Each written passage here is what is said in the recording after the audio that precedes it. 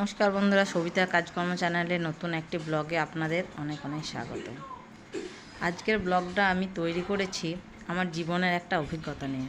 বলতে পারেন আমাদের মতো মধ্যবিত্ত পরিবারের মেয়েদের স্বপ্ন পূরণের কথা। আজকের আগে পর্যন্ত আমার সীমানা ছিল এয়ারপোর্টের এই বাইরে অবধি, তাই এয়ারপোর্টের ভেতরের সম্পর্কে আমার ছিল নানান কৌতূহল।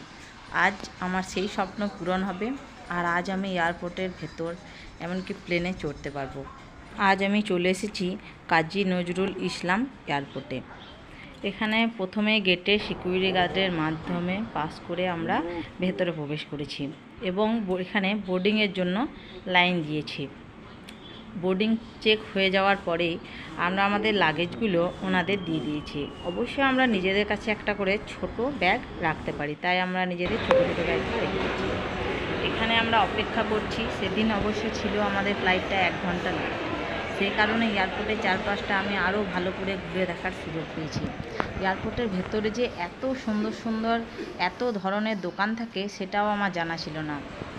এখানে তো খাওয়ার জিনিস আছেই, তাছাড়া বিভিন্ন সৌভিনির মূর্তির দোকানও রয়েছে, যা আমরা ইচ্ছে করলে নিজেদের সঙ্গে বহন করতেই পারি। তারপর এখন আমাদের নিয়ে যাওয়া হচ্ছে বাসে করে, যেখানে প্লেনটি দাঁড়িয়ে আছে এখানেই আমরা আমাদের প্লেনটিতে আজ চড়ব।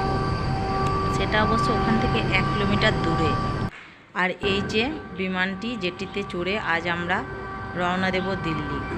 সত্যি এত কাছে থেকে প্লেন দেখা আগে আমার কখনো হয়নি, তাই প্রথমে তো ভালো করে 2 চোখ ভরে প্রথমে দেখেই নিলাম।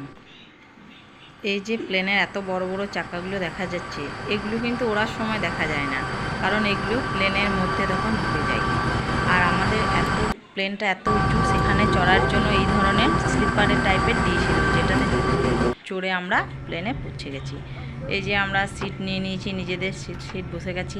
প্লেন সম্পর্কে আমার কোনো ধারণাই ছিল না। তারপর দেখলাম আর এ তো পুরো একদম বাসের মতো সিট করা আছে, তাই জানলা দিয়ে বারবার উঁকি মেরে দেখছিলাম। এই যে এখন গেট দিয়ে সবাই পাস করছে, অন্যান্য যাত্রীরা। এখানে আমাদের এয়ার হোস্টেস যারা সিট খুঁজে পাচ্ছে না তাদের সাহায্য করছেন এবং বিভিন্ন গাইডলাইন্স বলে বলে যাচ্ছেন। তারপর সমস্ত যাত্রীরা উঠে গেলে ওনারা প্লেনের লাইট অফ করে দিয়েছিলেন। তখন বাইরে কিন্তু সূর্য অস্ত যায়নি, বাইরেটা লাগছিল অপূর্ব সুন্দর। এখন অবধিও আমাদের প্লেন কিন্তু উড়ে যায়নি, এখন মাটির মধ্যেই যাচ্ছিল। তারপর আকাশে উড়ে যাওয়ার পর আকাশটাকে লাগছিল এত সুন্দর। আর যখন আমরা নেমেছিলাম তখন রাত্রি 8:30, তাই রাতের শহরটাকেও যেন মনে হচ্ছিল শুধু কতকগুলো টুনি বাল্ব। এই সৌন্দর্যটুকু দেখার সৌভাগ্য আমার একবারেই হয়ে গেছিল। এখন এই যে আমরা পৌঁছে গেছি, এয়ার হোস্টেস খুলে দিচ্ছেন আমাদের গেটটি।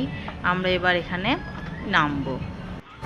দিল্লি এয়ারপোর্ট আমরা সবাই জানি খুবই ব্যস্ত আর অনেক বড় এয়ারপোর্ট। সেখানে প্লেনগুলো যেন বাসের মতো সারি সারি দাঁড়িয়ে আছে। কোনো প্লেন উড়ে যাচ্ছে, কোনো প্লেন হয়তো নামছে।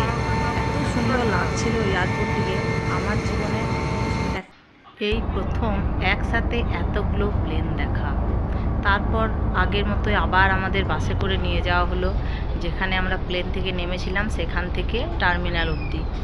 তারপর আমাদের ব্যাগগুলো নেওয়ার জন্য আমরা যাচ্ছি।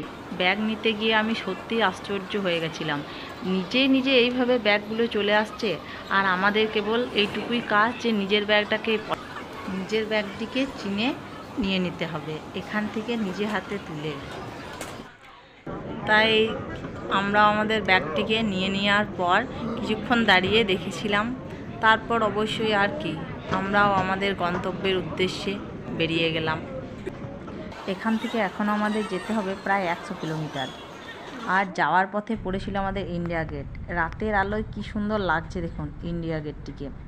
তারপর রাতে আমরা একটা রেস্টুরেন্টে কিছু খাবার দাবার খেয়ে বেরিয়ে গেছিলাম। আজকের ভিডিওটা এই পর্যন্তই। যদি ভালো লাগে অবশ্যই একটা লাইক কমেন্ট